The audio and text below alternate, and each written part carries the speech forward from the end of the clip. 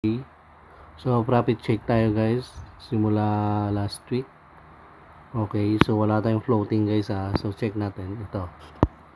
So November 27, yan, nag-profit tayo ng 174. Tingnan natin sa 28. Yan.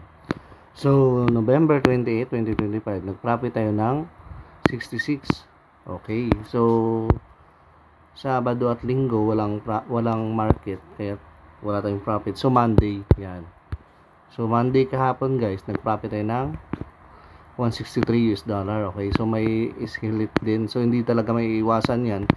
Pero pero total wins siya. Okay, so profit pa rin. So wala siyang floating guys So trend follower yung EA na to. Okay, so today December 2, yan, so $5 pa lang yun nagiging profit natin today.